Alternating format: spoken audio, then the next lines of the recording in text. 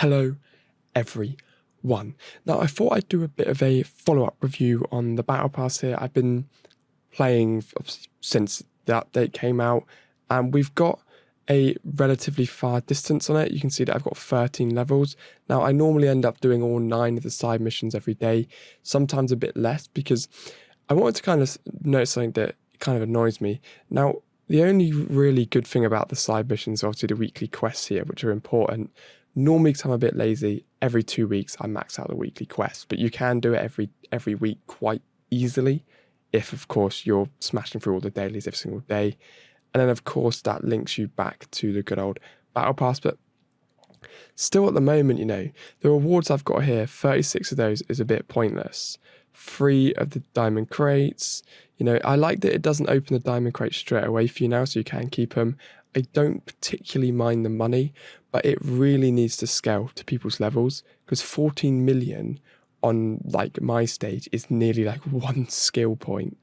So it's a little bit annoying, and it's still not particularly standing out to me. I've nearly finished it, to be fair. We've got 8 days left to go up.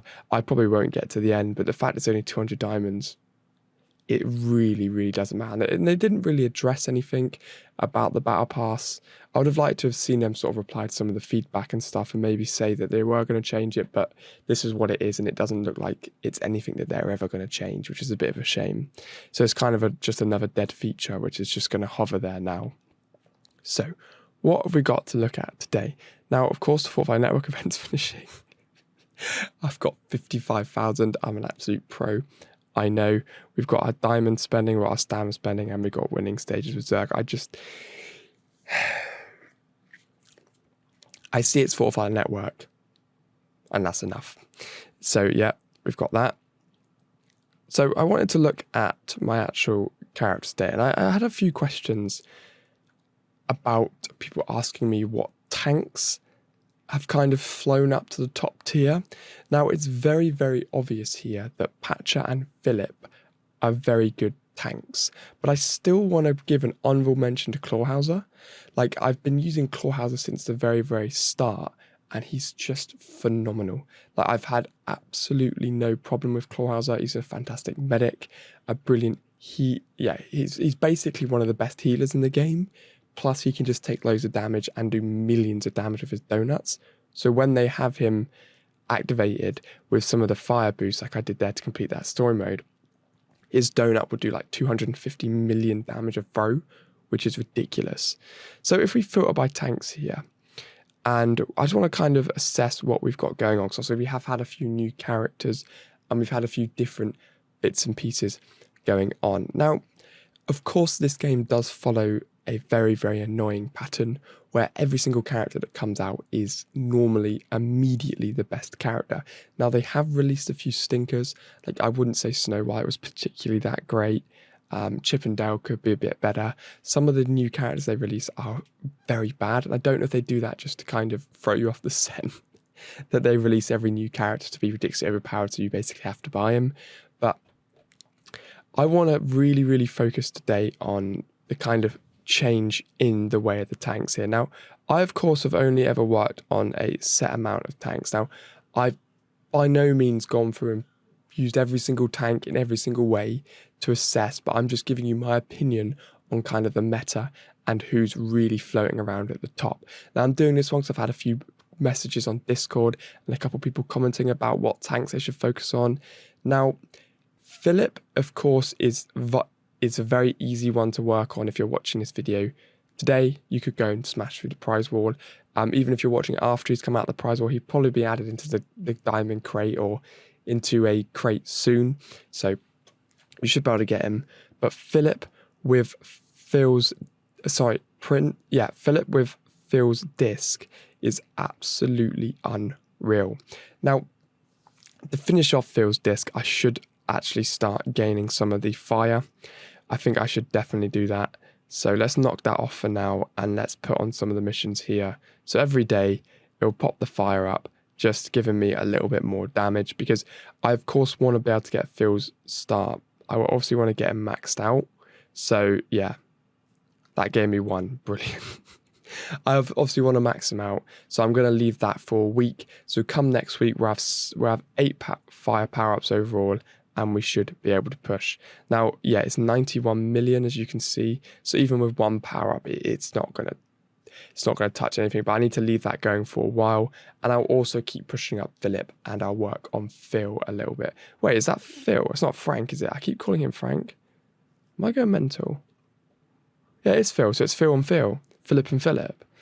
Okay. So that's probably why they've been matched up, because I don't know why else they would. But Prince Philip, if you've got him with Phil's special, it basically allows him to use his special immediately, giving him the shield, which means he can counter a few ranged hits, and then he gets his second special up very quickly, and he just uses his sword and he slices through everybody. He has a huge amount of health, he has a huge amount of damage, and he's a very good solo character. So Prince Philip is up in my top 3.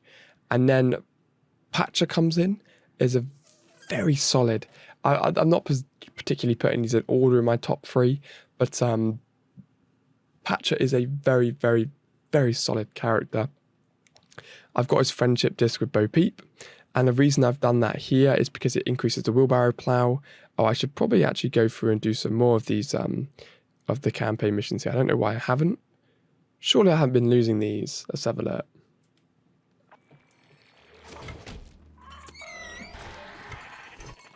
I love Bo Peep. Bo Peep's always been like, when she first came out, she was just one of my favourites. Wheelbarrow, 43 million damage. Here we go. I should better just quick fight the rest. I think I just forgot about these missions for Patcher, you know. Yeah, now let me just spam through. So I was going to say, Patcher's not going to be defeated. He's just so stupid with his wheelbarrow move. And doing like a little mission here at Bo Peep is fantastic. So let's push. We've got Woody.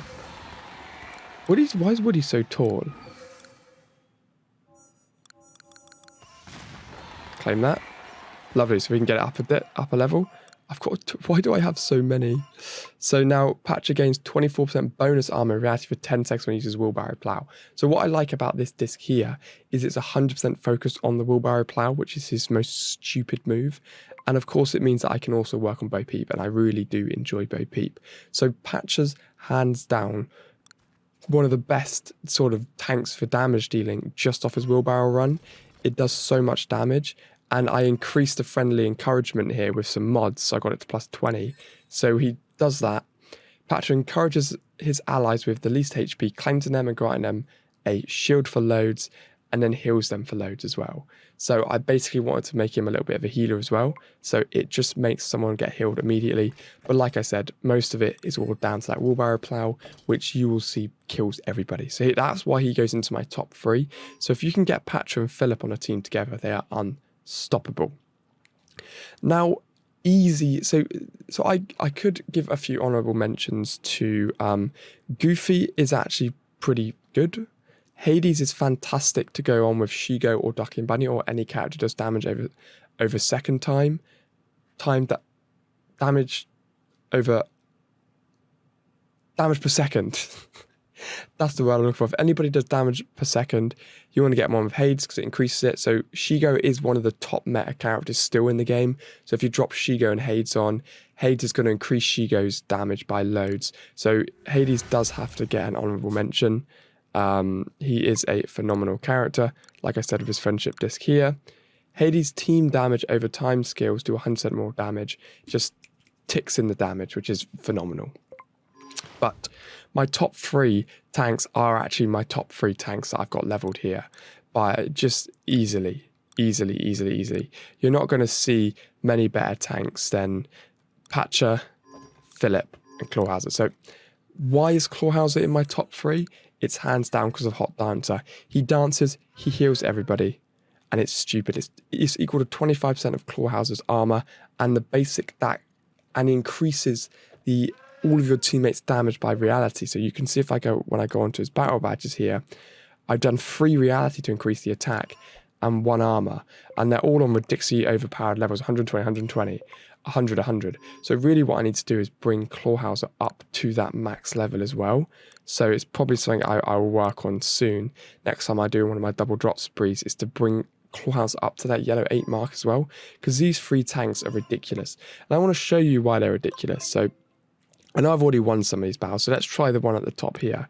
Now I just want to do it with those tanks. And let's put on Clawhauser. So it's a 50... Actually, to be honest with you, Hades is probably going to kill me, so this probably isn't the best team. Phillips gets his shield out straight away. He's blocked and used his health. Patch has run through and done loads of damage. So now we're just on Philip here. So now what I like about Philip is he's just constantly healing. Now again, not the best team to show an example of because my character's got wiped by good old Zeus straight away.